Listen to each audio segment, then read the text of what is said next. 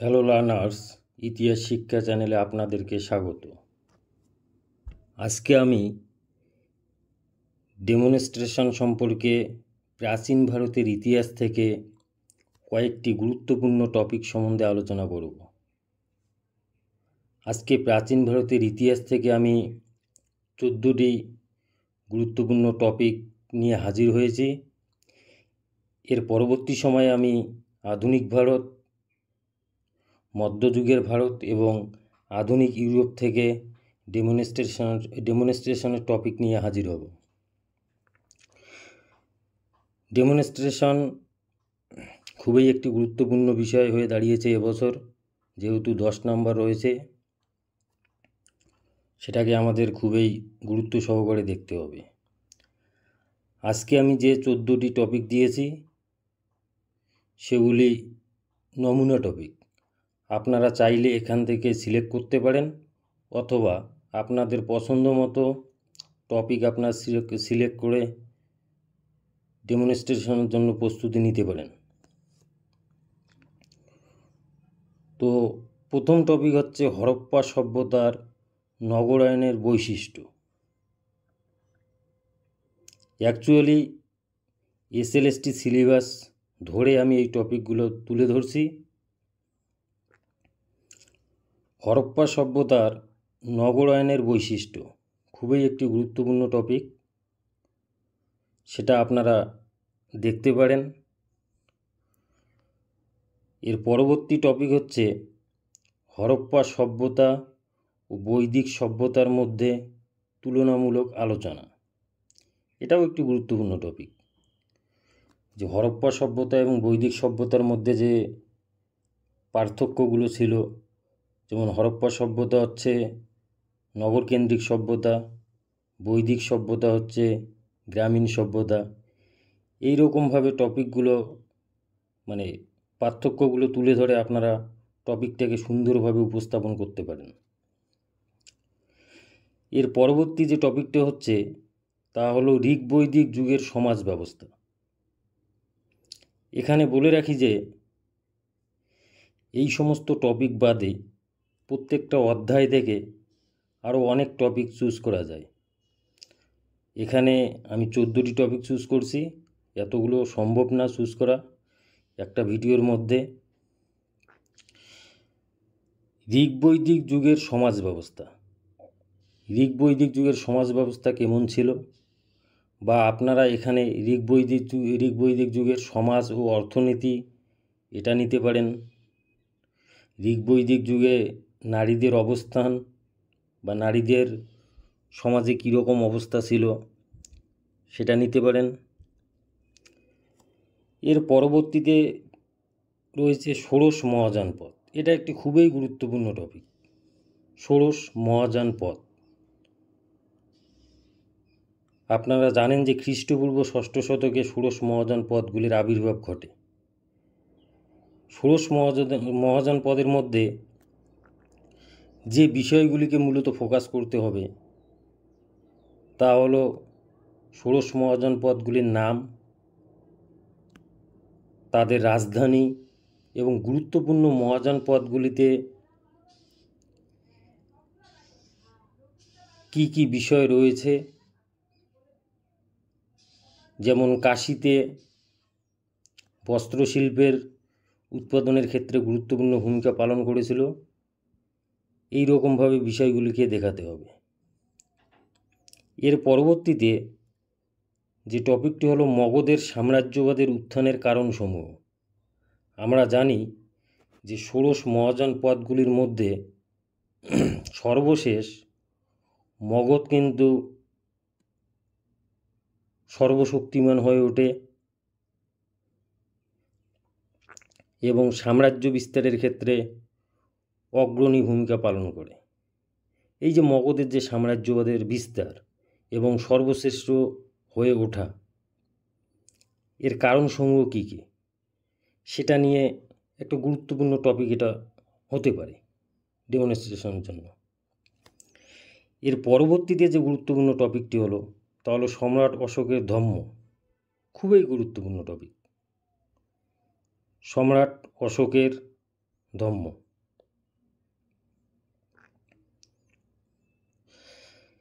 এর পরবর্তীতে যে টপিকটি হলো মৌর্য সাম্রাজ্যের অবক্ষয় ও পতনের কারণসমূহ। তোমরা জানো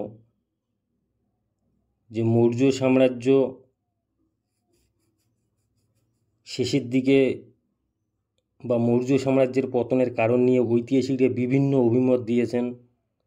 সেই সমস্ত অভিমত তুলে ধরতে হবে।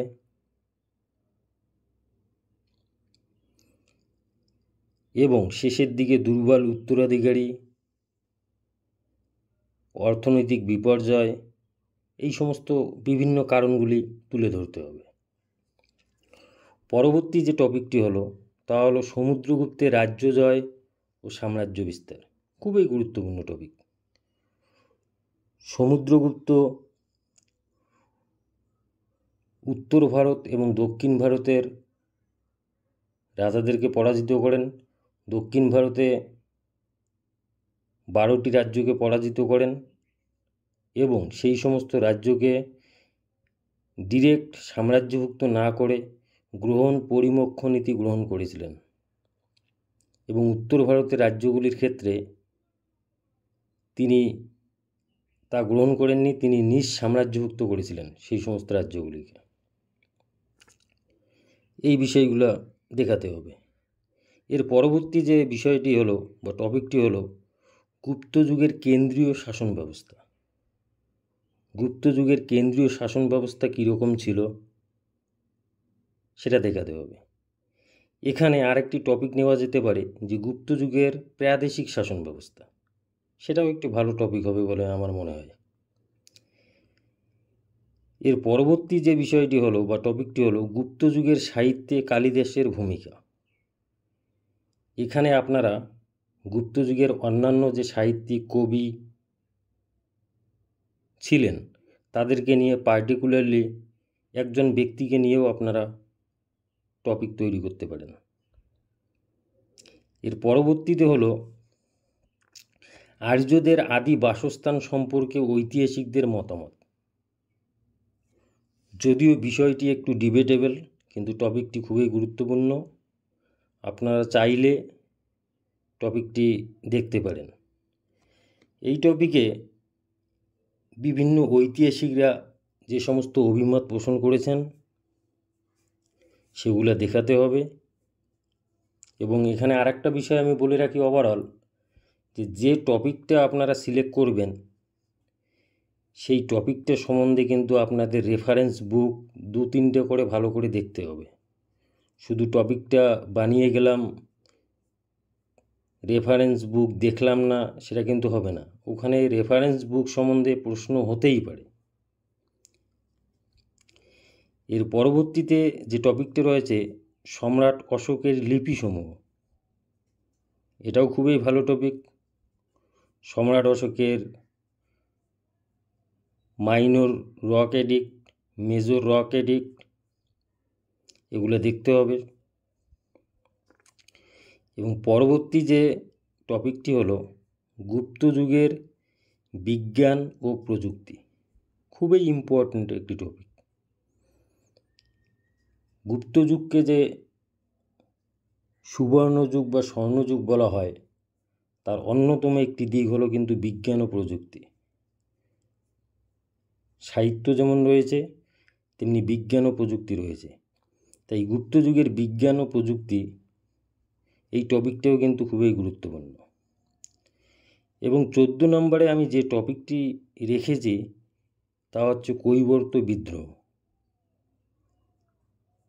তোমরা জানো যে পাল যুগে কৈবর্ত বিদ্রোহ হয়েছিল।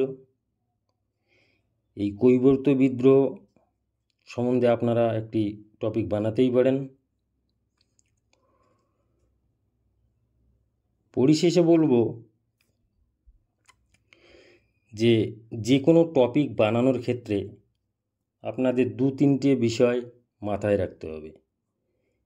যেমন প্রথমে ইন্ট্রোডাকশান বা ভূমিকা দিতে হবে, তারপরে মূল বিষয়বস্তু এবং সর্বশেষ উপসংহার দিতে হবে।